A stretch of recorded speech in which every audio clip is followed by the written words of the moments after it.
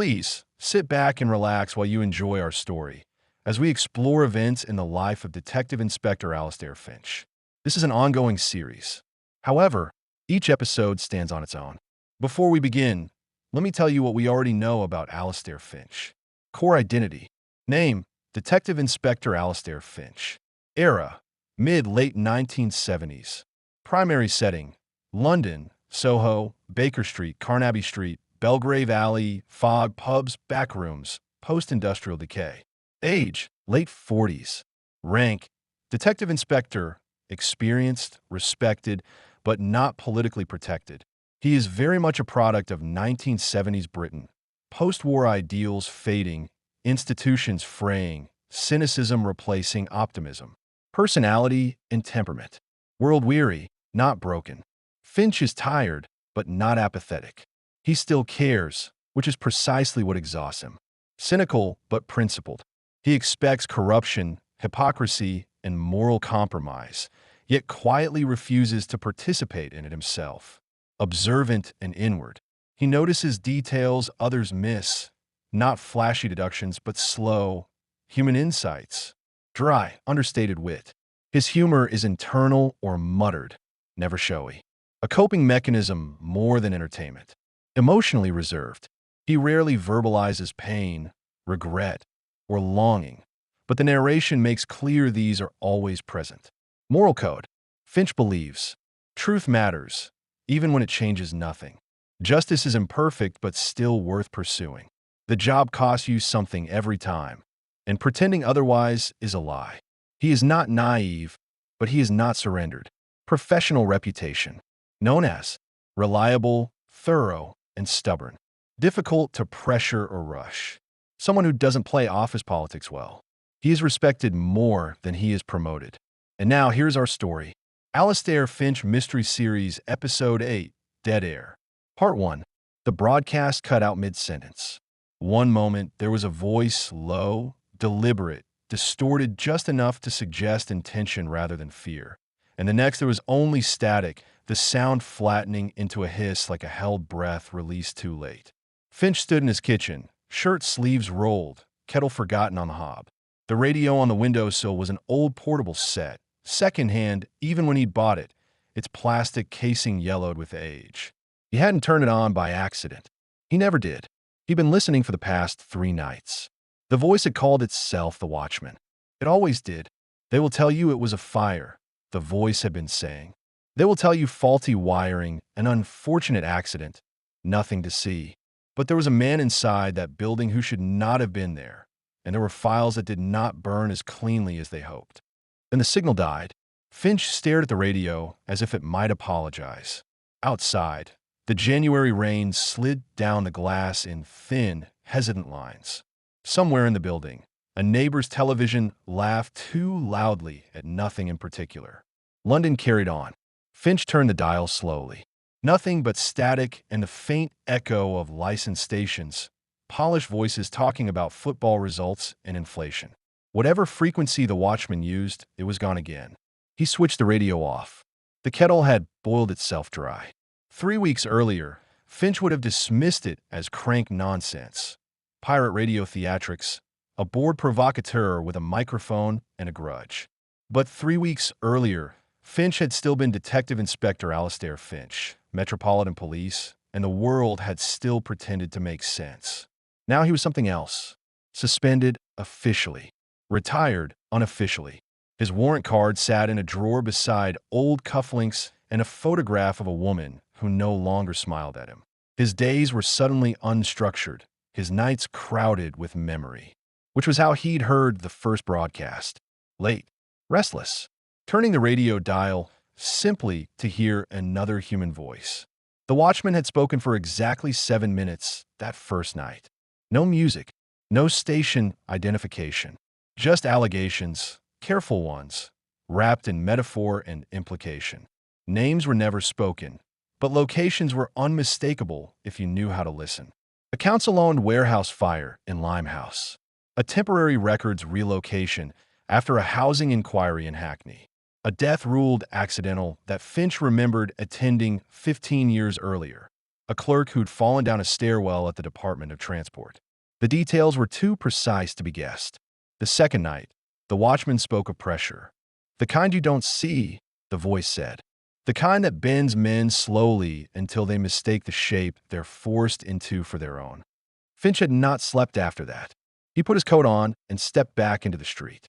The city smelled of wet brick and diesel. Street lamps smeared light across the pavement.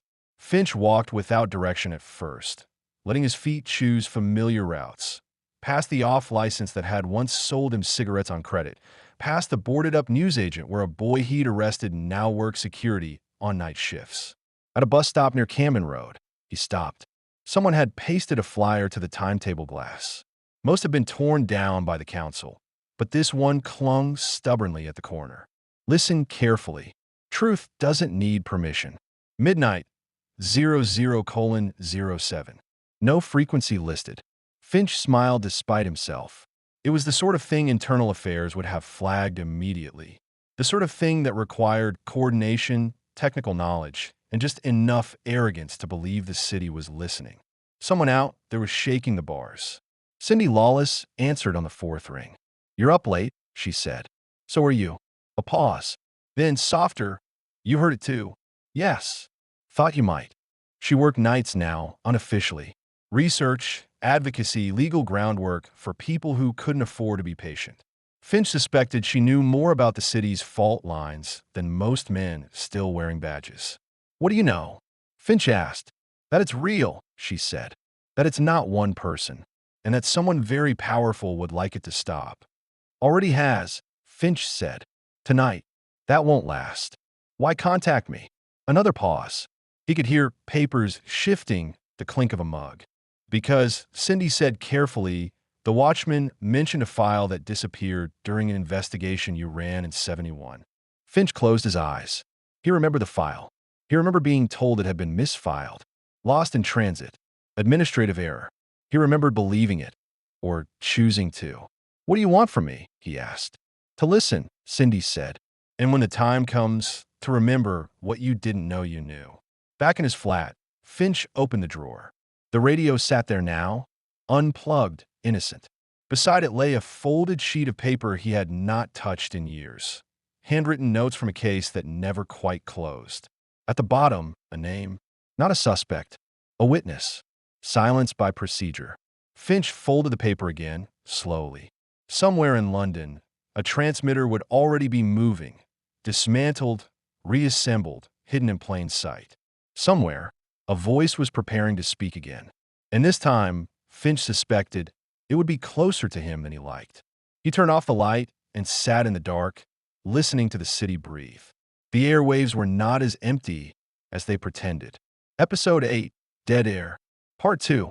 Finch woke before dawn to the sound of silence. Not the peaceful sort. Not birds or distant traffic easing into morning, but the unnatural quiet of a city holding its breath. He lay still on the narrow bed, eyes open, listening for something he couldn't quite name. The hum of electricity in the walls. Pipes shifting. The faint thud of a neighbor's footstep above. Nothing. He rose, dressed without ceremony, and crossed to the window. Camden lay gray and slick beneath a sky the color of old pewter.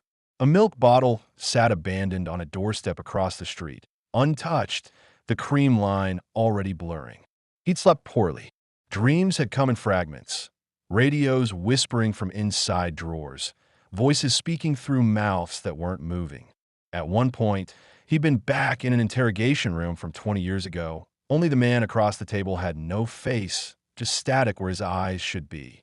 Finch poured tea he didn't want and let it go cold.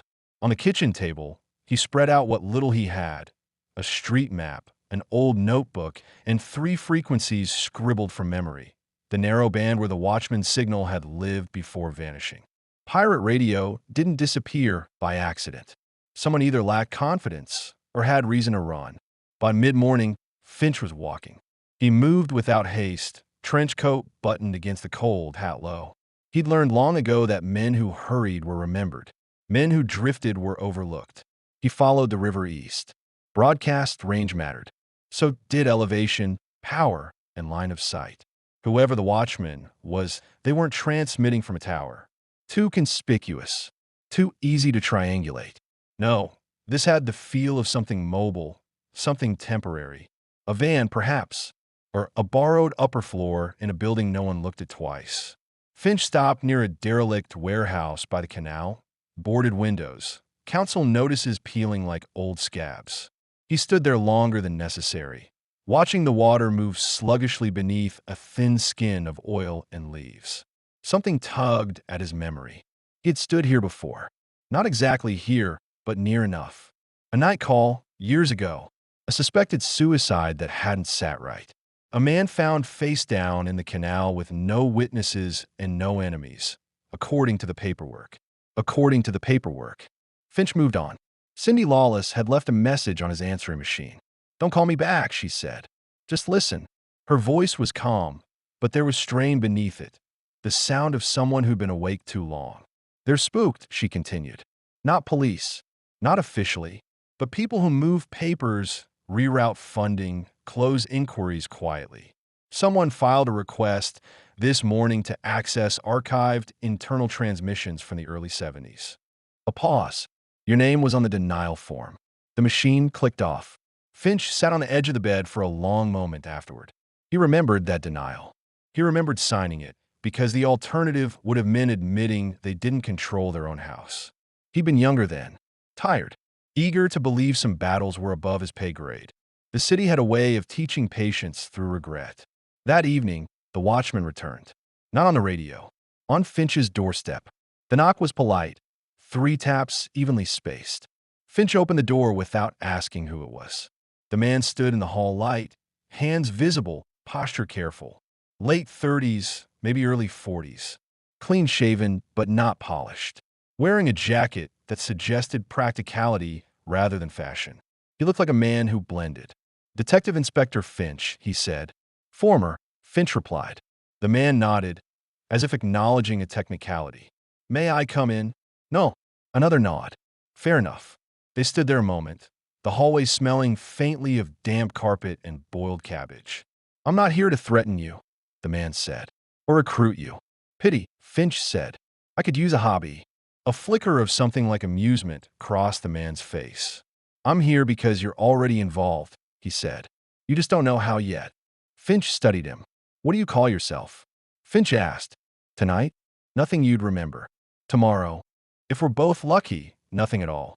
Finch stepped aside. They sat at the kitchen table. Finch poured tea. The man declined sugar, accepted milk, and watched everything with quiet attention. The radio, the notebook, the map. "You're the watchman," Finch said. "One of them. How many?" "Enough to matter. Not enough to survive exposure." Finch nodded. "You're leaking selectively. Broadcasting truth selectively," the man corrected. "Leaks imply secrecy for personal gain. This is course correction." Finch almost smiled. "What do you want from me?" he asked again, the question heavier this time. The man folded his hands. "Your memory, your credibility, and eventually, your refusal." "My refusal?" "When they come to you," the watchman said. "When they ask you to help shut us down quietly. We want you to say no." Finch leaned back. "You assume they'll ask." "They always do," the man said. "They prefer the appearance of consent." Silence stretched. "You mentioned a file," Finch said. "One I lost." The watchman's eyes didn't leave his. "You didn't lose it. Then where is it?" "Buried under a classification that doesn't exist anymore," the man said, "and tied to a name that's about to resurface." Finch's jaw tightened. "Whose name?" "Your daughter's," the watchman said gently. The room seemed to tilt. "That's not funny," Finch said. "I'm not a funny man." Finch stood. His chair scraped loudly against the floor. "You walk out now," Finch said, "or I forget this conversation happened." The watchman rose slowly. "I understand," he said. "But you should know. She didn't come to us. We found her while following something else." "Following what?" "A pattern," the man said. "One that starts in the 70s and ends very soon." He reached into his jacket and placed a cassette tape on the table. "Midnight," he said. 7 minutes. Then he left. Finch sat long after the door closed. The tape lay between his hands like an accusation. He did not play it. Not yet. Outside, the city resumed its noise. Somewhere, a transmitter warmed up. Somewhere else, a file was being opened for the first time in decades. And Finch understood, with a cold certainty, that silence had never protected anyone. It had only delayed the reckoning. Episode 8, Dead Air. Part 3. Finch waited until midnight. Not out of superstition, though London had trained him to respect the hour, but because waiting felt like resistance. He washed his cup, dried it carefully, and sat at the kitchen table with the cassette between his hands. 7 minutes. That was all the watchman had promised. 7 minutes to reopen doors Finch had spent decades nailing shut. He slid the tape into the recorder. The click sounded louder than it should have. Static bloomed, low, dense, intimate. Not white noise, but the kind that suggested something struggling to break through. Then a voice. Male. Controlled. Familiar in the way old uniforms were familiar, not remembered so much as worn. Recording initiated under special directive. If you're hearing this, the channel failed. A pause. This is Deputy Undersecretary Miles Hargreave, Internal Oversight. The date is November 17th, 1974. Finch's fingers tightened. Hargreave, dead 20 years. Heart attack officially. Found slumped over his desk at Broadcasting House with the radio still on. The voice continued. We have confirmed the existence of an unauthorized monitoring apparatus operating within domestic broadcast frequencies. The apparatus does not transmit. It listens. Continuously. Finch felt cold. Initial findings suggest cooperation between intelligence liaisons and senior civil administrators. This was not sanctioned through parliamentary channels. Another pause, longer this time. If this reaches external ears, the official position will be that no such system existed. Records will be amended accordingly. A faint rustle, paper shifting. There are names attached, including my own.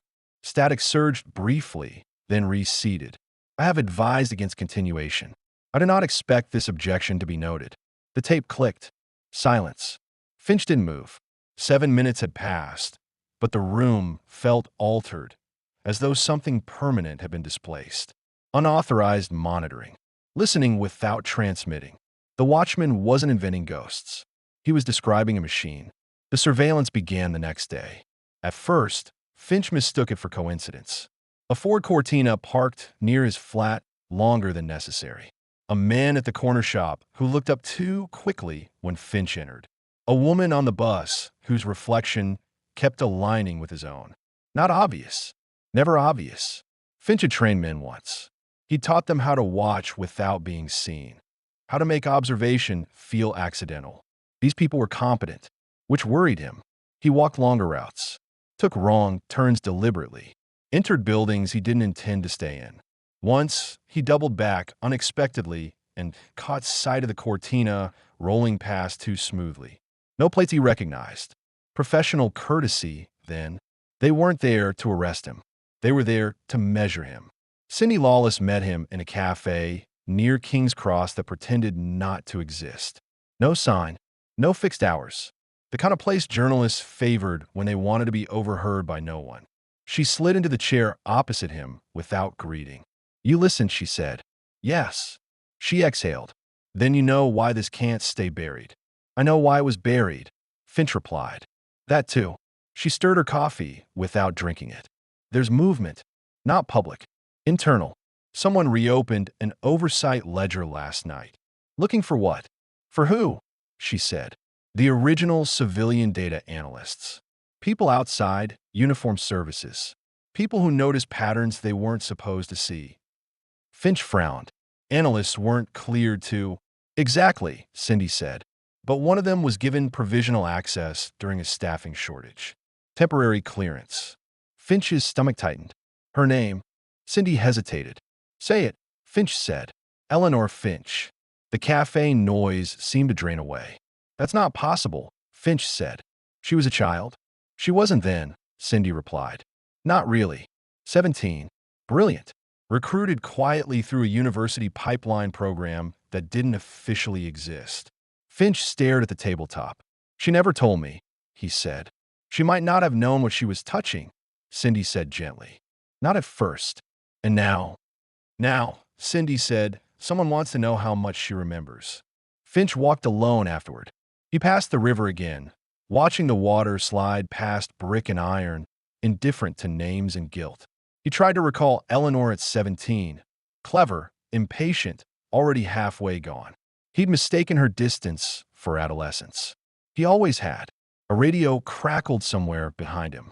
He turned sharply, but the sound vanished. The watchman's voice drifted through his memory, listening without transmitting. How many ears were still open? That night, Finch found the envelope taped to his door. Plain, unmarked.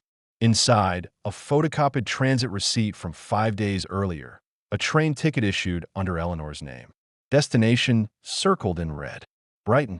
The message was clear. We know where she moves. Finch burned the paper in the sink. He dreamed of cages. Not animals, people. Sitting quietly in rooms lined with microphones disguised as smoke detectors, light fixtures, picture frames. All listening, all silent. In the dream, Finch spoke, and nothing echoed back. The next morning, the watchman returned, this time through the radio. Finch hadn't turned it on. The voice slipped in between stations, distorted but unmistakable. You're being watched, the watchman said. Yes, Finch replied aloud. They're trying to decide if you're a liability. Let me know when they do. A faint laugh crackled through the speaker. They already have, the watchman said. The question is whether you're useful. Finch sat down heavily. What do you want? He asked. For you to remember something, the watchman said. Something you were taught to forget. The static surged. Silence isn't neutral, the voice continued. It always belongs to someone. The radio snapped off. By afternoon, Finch knew he had crossed a threshold. A man from the Home Office called, asking after Finch's health. Mentioned a possible consultation. No urgency, just a door opening. Finch declined. The call ended cordially. The cortina disappeared. That worried him more than its presence ever had. That evening, Finch packed a bag. Not to run, but to move with intention. He took the cassette, his notebook, and a photograph he hadn't looked at in years. Eleanor at 12, smiling reluctantly. Already elsewhere. He placed it in his coat pocket. Outside, the city breathed. Somewhere, microphones waited. Somewhere else, Eleanor Finch was being remembered by people who preferred the past to stay obedient. And Finch understood that the investigation was no longer about a broadcast. It was about inheritance. What was passed down? What was erased? And what refused to stay silent? Part 4. Brighton smelled of salt and cheap perfume. Finch arrived just after dawn, the sky pale and undecided, the sea a flat gray sheet that gave nothing back. He hadn't told anyone he was coming. Not Cindy, not the watchman, and he'd taken a train that stopped too often, changed platforms twice, and felt faintly embarrassed by how careful he was being. Careful men alive. He stood on the promenade and watched joggers pass, listening to gulls argue over something invisible. Somewhere behind the seafront hotels and boarding houses, Eleanor Finch was moving through the morning like anyone else. Anonymous, unnoticed. If she wanted to be. Finch checked the address Cindy had managed to dig up. Not a home. A shared office space above a travel agency that specialized in coach holidays for pensioners. Harmless on the surface. Almost charming. He crossed the street slowly. That was when he felt it. The absence.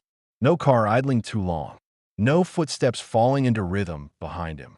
No watching eyes reflected in shop windows. The surveillance had withdrawn, which meant one of two things. They had lost interest, or they no longer needed to watch. Finch stopped at a bus shelter and pretended to read a timetable. His reflection stared back at him, older than he remembered, trench coat hanging looser now, hat shadowing eyes that had seen too much of this sort of thing. Don't rush it, he muttered. The office entrance was recessed, easy to miss. He reached for the door and stopped. Someone was coming out. A woman, mid-30s now, hair pulled back carelessly, glasses she didn't need except for reading. She wore a jacket Finch recognized immediately. Eleanor's, the old brown one he'd argued with her about when she was a student. Too thin, too impractical. She didn't see him. She was talking, quietly but urgently, to a man Finch had never met. Younger, nervous, carrying a satchel that sagged with papers.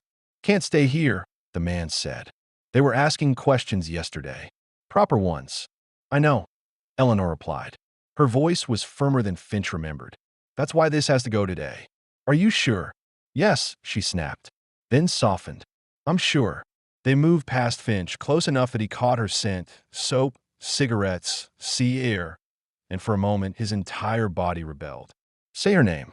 Touch her arm. Undo 20 years of silence in one impossible gesture. He didn't, because the man looked up then, and his eyes flicked to Finch, just for a fraction of a second too long. Recognition. Not personal. Professional. They disappeared down the street. Finch let out a breath he hadn't realized he was holding.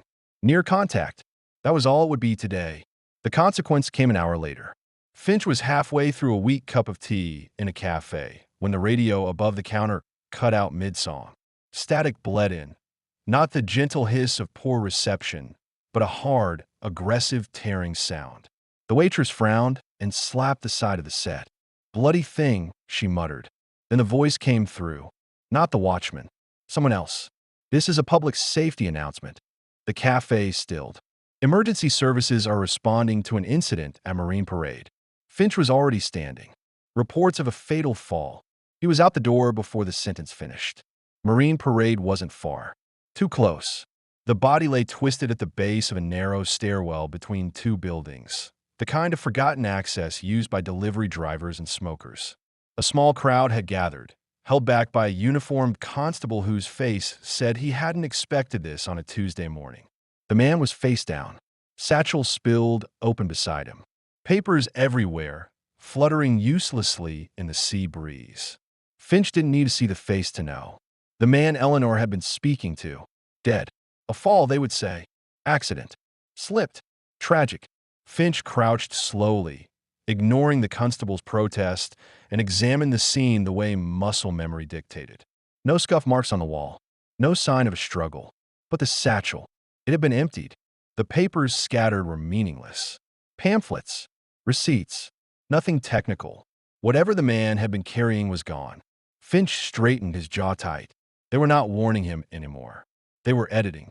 By the time the police arrived in earnest, Finch was gone. He walked until his legs ached, the sea roaring to his left, the city pressing in on his right. He passed amusement arcades still shuttered, cafes setting out chairs, life going on with obscene normality. Someone had died to protect a silence. That made it real. Cindy called him at a payphone an hour later. You saw it, she said. Not a question. Yes. He was an intermediary, she continued. Low clearance. Data courier. Not supposed to know what he was carrying. Did he? Enough, Cindy said. Enough to fall. Finch closed his eyes. And Eleanor?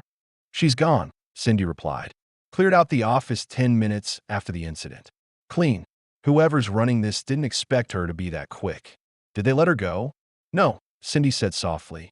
They're choosing a different approach. Finch said nothing. You need to stop, Cindy added. They've escalated. This isn't investigation anymore. It's containment. Then they picked the wrong man, Finch said. A pause. I was afraid you'd say that. That evening, the watchman spoke again. Not through the radio this time. Through Finch's telephone. The line crackled, distorted, as though it had traveled a long way to reach him. They killed him, Finch said. Yes, the watchman replied. And they'll say it was gravity. They're closing ranks. They always do, the watchman said. The question is whether they close fast enough. What did Eleanor find? Finch asked. A longer pause. She found proof that the listening never stopped, the watchman said. It only learned to hide. Finch leaned against the wall, fatigue seeping into his bones.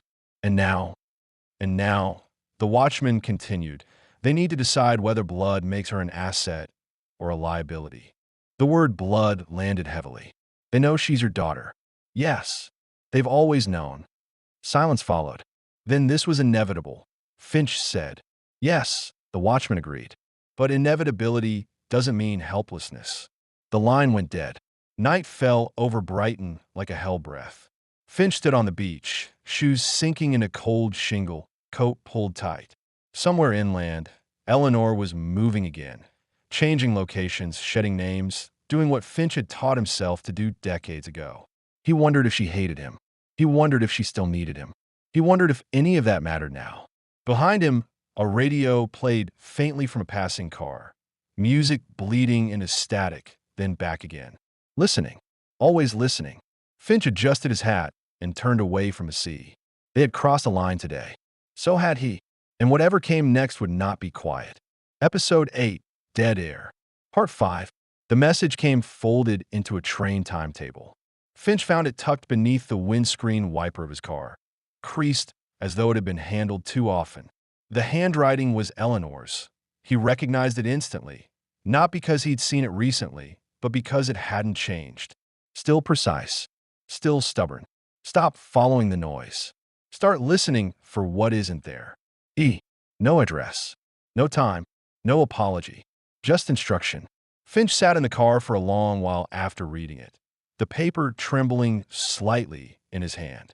Around him, London went about its business, buses groaning, footsteps hurrying, radios murmuring their endless chatter. What wasn't there? He closed his eyes and listened. No engine idling too long. No footsteps circling back. No whisper in the air.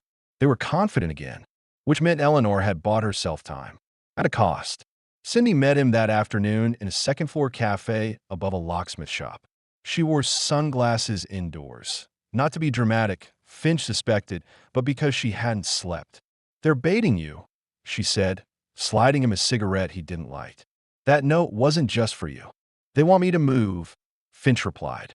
"They want you to choose," Cindy said. "You keep digging or you pull her out." Finch's jaw tightened. "You said she was fast." "She is," Cindy agreed. "But she's not invisible. And she's emotionally compromised. That's a polite way of saying she's my daughter." "Yes," Cindy said softly. "It is." She pushed a folder across the table. Inside were photographs, grainy, long-lens shots taken from too far away. Eleanor entering a chemist. Eleanor boarding a bus. Eleanor standing at a payphone, her face turned away. "They're reminding you," Cindy said. "She exists because you do." Finch closed the folder. "What do they want?" "Control of the narrative," Cindy replied. "There's a hearing coming." Quiet. Internal. A review of communications oversight from the early 70s. And Eleanor's evidence blows it apart. Yes. And killing her would be too obvious. Too messy, Cindy agreed. They'd rather neutralize her credibility. Finch leaned back. "Ow." Cindy hesitated. "By forcing you to choose wrong." That night, Finch received a call. Not static this time. Clear. Calm. "Detective Inspector Finch," the voice said. "We need to speak." "No," Finch replied. A pause. "We believe your daughter is in danger." Finch's grip tightened on the receiver. "You believe many things," he said. "We can protect her," the voice continued. "But your current actions are unhelpful." Finch exhaled slowly. "Let me guess," he said. "You want the tapes?" "Not all of them," the voice said smoothly. "Just the ones that matter." "And then what?" "Then this ends," the voice replied. "No more accidents. No more interference." Finch said nothing. "We can even discuss your future," the voice added. "Early retirement. A pension adjustment." The audacity of it almost made Finch laugh. "You're afraid," he said. Another pause. "We're cautious." "No," Finch corrected. "You're afraid of being heard." The line went dead. Finch didn't go home. Instead, he went to the old relay station, a squat concrete building half forgotten by planners and pigeons alike. Cindy waited there, pacing, chewing on a matchstick. "They called you," she said. "Yes." "They called Eleanor too," Cindy added. Finch froze. "When?" "This morning." "What did they say?" "That she was reckless," Cindy replied. "That she was endangering herself. That you couldn't protect her." Finch swallowed. "And she hung up on them." A strange, aching pride stirred in his chest. "She left something for you," Cindy said, handing him a cassette tape. Handwritten label. "For when he can't hear me." Finch stared at it. "She knew they'd block her," Cindy continued. "She knew they'd jam her signals." "Did she say where she was going?" "No." Finch slipped the tape into his coat pocket. "That tape is leverage," Cindy said. "But if you play it publicly, they'll burn everything," Finch finished. "Yes. And if I don't, they'll take her." The choice stood between them, ugly and unavoidable. Finch listened to the tape alone. The relay station hummed around him, old equipment breathing faintly, like something alive but forgotten. Eleanor's voice filled the room. Calm, controlled. Dad, she said, if you're hearing this, then you're already in too deep. Finch closed his eyes. I found proof they never stopped listening, Eleanor continued. They told Parliament they shut it down. They didn't. They refined it. A pause. I don't need you to save me, she said. I need you to finish what you started. Finch's throat tightened. They're going to try to make you choose me over the truth, Eleanor said. That's the trap. Don't fall into it. Another pause. I already forgave you, she added quietly. You just never asked. The tape clicked off. The room felt suddenly enormous. Finch sat there for a long time, the weight of years pressing down on him. Every missed birthday, every case chosen over home, every silence mistaken for strength. The choice was cruel, but it was clear. Cindy found him at dawn. You're going to leak it, she said. Yes. They'll come for her. They already are, Finch replied. And you? They'll come for me too. Cindy nodded slowly. I can move her, she said. Buy her time. Do it. And you? Finch adjusted his hat. I'll make noise. By mid-morning, the city was humming. Radio signals bled where they shouldn't. Unscheduled transmissions. Anonymous sources. Whispers finding ears they were never meant for. The machine shuddered. Somewhere, men in offices realized the past had begun speaking back. And somewhere else, Eleanor Finch listened to a radio crackle and knew her father had finally chosen her the only way that mattered. Not by protecting her from the truth, but by trusting her with it. Episode 8, Dead Air. Part 6. The leak did not explode. It seeped. That was its danger. No Hidlon screamed. No ministers resigned on the steps of Parliament. Instead, fragments appeared. Technical anomalies, half-acknowledged transcripts, quiet admissions buried on page 9 of serious newspapers. Enough to unsettle. Enough to be noticed. Enough to make men who had grown used to silence begin to speak too carefully. Finch watched it unfold from his flat. Radio murmuring low, kettle long since boiled dry. His trench coat hung over the back of the chair, hat resting where it always did, within reach, as if he might need to leave at any moment. He probably would. Cindy had done what she promised. Sarah Eleanor Finch was moved, not safe exactly, but elsewhere. Somewhere with no fixed address and no habits to observe. Finch did not ask where. He had learned, painfully late, that knowing too much was not the same as protecting. The phone rang at precisely 9. Finch let it ring once more than necessary before answering. Finch, this is Superintendent Harris. Finch closed his eyes. Of course it was. Harris was a career man. Clean shoes, careful opinions, a talent for being present without being responsible. Finch had outlived 3 men like him already. You're busy, Harris said, but you'll make time. I always do, Finch replied. There's concern, Harris continued, about your recent activities. Then you should be concerned, Finch said. A pause. You've embarrassed people, Harris said carefully. Important people. They embarrass themselves, Finch replied. I just adjusted the lighting. Harris sighed. You're being placed on administrative leave, he said. Effective immediately. Finch smiled faintly. I wondered how long that would take. You're not to access files, Harris continued. Not to conduct interviews. Not to understand the rules, Finch interrupted. I've broken most of them before. Silence stretched. There's more, Harris said. Finch waited. There's internal inquiry, Harris said. Into you. Finch felt it then, not fear, but the dull recognition of a familiar pattern. Containment. They need someone to carry this, Finch said. They needed to stop, Harris replied. And I'm convenient. Yes, Harris said. You are. Finch did not argue. He dressed slowly, deliberately, as though ritual might keep the world in place. Trench coat, hat, notebook. The cassette, Sarah's tape, filed under Eleanor, remained hidden behind a loose brick in the wall. Not leverage anymore. History. He stepped out into the street and felt it immediately. Eyes. Not covert. Not subtle. Men who did not care if he noticed them. They were done pretending. Cindy met him near the river. You're boxed, she said, not bothering with pleasantries. They've shut the official doors. Then we use the ones that aren't marked, Finch replied. She studied him. You're not asking about her. No, Finch said. If I do, I want to go to her. And you won't. Not yet. Cindy nodded. Good, she said. Because there's something else. She handed him a folded document. No letterad. No signature. A name circled in red.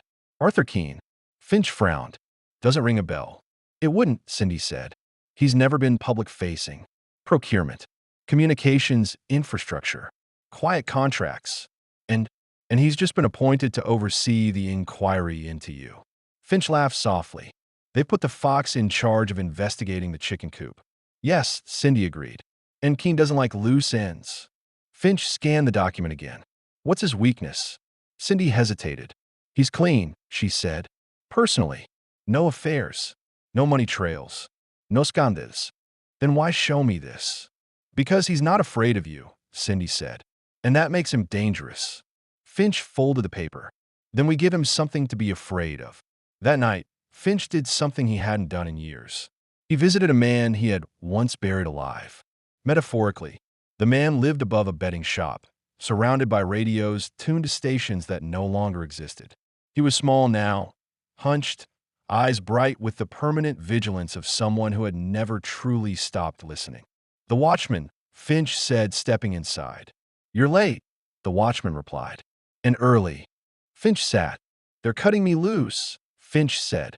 Yes. They've appointed Arthur Keene. The watchman's fingers stilled. Ah, he said. That changes the weather. You know him. I helped build his ladder, the watchman replied. He climbed very carefully. And now, the watchman said, he's cleaning. Finch leaned forward. I need a new angle. The watchman studied him. You already chose noise, he said. Now you must choose shape. Meaning, you've shown the public that the listening never stopped, the watchman said. Now you must show them who benefits. Finch exhaled. That will get people killed. Yes, the watchman agreed. Including you, possibly. Finch stood. I'll take that risk. The watchman smiled sadly. You always did. Finch returned home near dawn. The flat was colder than he remembered. Or perhaps he was. He poured himself a drink he didn't want and sat in the armchair, staring at the radio. A voice came through. Not Sarah, the daughter he knew. Not the watchman. A woman, known in some circles as Eleanor Finch, the identity Sarah used professionally, though Finch would never call her that.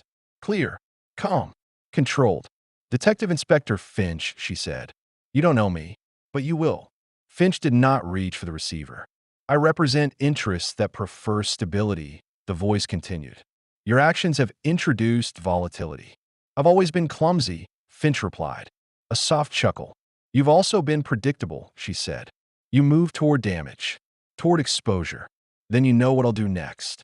Yes, the voice said, which is why I'm calling. You care about your daughter, the voice said.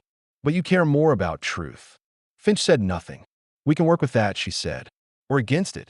Who are you? Finch asked. Another pause. Someone who will still be here after Arthur Keene is gone, she said. The line went dead. Finch sat in silence. Outside, a radio somewhere crackled, then fell quiet. The machine was adapting. So was he. This case was no longer about listening. It was about who controlled the story when the silence finally broke. Finch reached for his hat. Episode 8 would not end in victory, but it would end with momentum. And momentum, Finch knew, was often enough to survive the next fall. End of Episode 8, Dead Air.